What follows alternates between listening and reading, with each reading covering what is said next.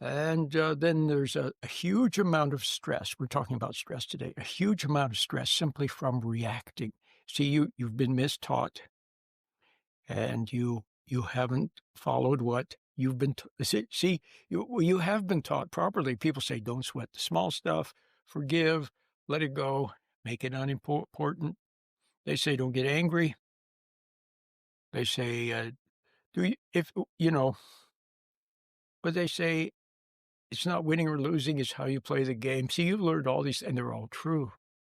But see, you don't follow. You know that they're true, but you get mad anyway. You get angry anyway. And then as you fall, look, as you fall from this higher, what you could have been and what you can become, you still can become that. The fact that you're seeing that you haven't reached what you could be, that's proof positive that it exists and that you can still find it. You just need, you need to be, you need God. See, he would, from the very beginning, he would have led you if you had always followed your conscience, one step at a time, doing what's right, not resenting other people, not hating people, not being ambitious, not holding a grudge against anyone, not rising to a dare or challenge, just quietly doing. See? Then you would have become what you were meant to be. So it's still possible. He can restore that to you. But in order to do that, a couple of things. First of all, you have to stop resenting other people and judging them and hating them. Judgment is mine, saith the Lord. See, he's the one that judges, not you.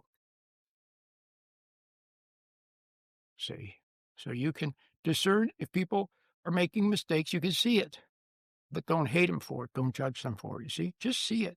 Just discern it. It's a difference between discerning and judging. There's a razor's edge difference. Just discern without a pinch of resentment. So that's one thing. The second thing is that you have to relearn or start to learn. See, you let yourself go. Oh, what I was going to say is as you deteriorate, see, as you fall, see, you were closest to God the moment you were born. And you were very close to God when you were a little child, and then you started to fall away. And as you fell away, you began to change. You began to deteriorate. And as you did, you became destabilized. See, you know how it is if you're happy and things are going, you feel good about everything. And if something happens that's not so good, you don't mind. It doesn't bother you.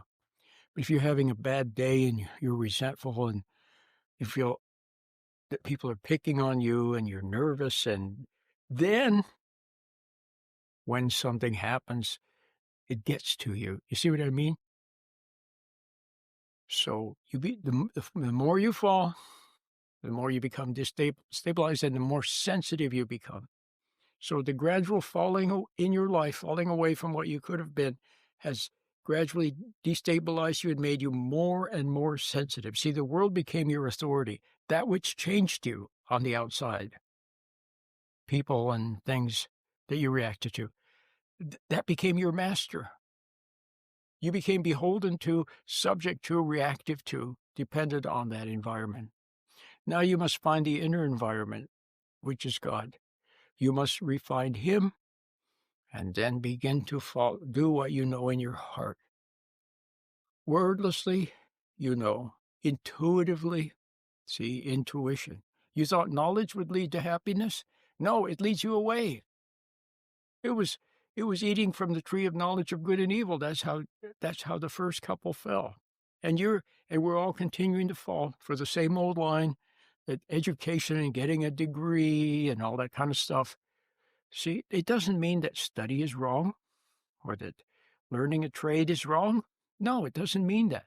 But it just means don't substitute it for what you know in your heart. All right? So, and whenever you fall, and so you can see how the fall destabilizes you and causes you to deteriorate. You can see it in every little moment of your life when you fall, when when you resent somebody, when you get irritated, when you get angry, when you get nervous, when you get upset, when you get too excited, then afterwards what? You get sick, you get a headache, see, you feel guilty. So you got the idea.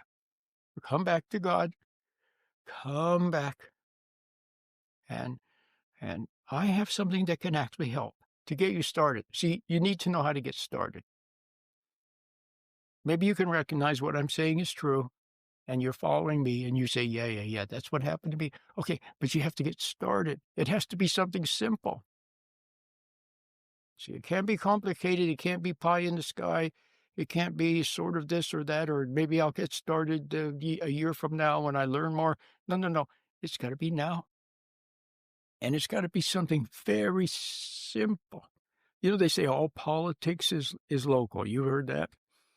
Well, all salvation is local. It happens in the little moment when instead of getting angry at somebody, you take a mental step back and you realize it's not that important. That's your moment. Start to have more of those kind of moments, and gradually you will become, once again, what you could have been, and one day will be, if you do as I say. And what do I say? Get my little meditation. It'll help you get started.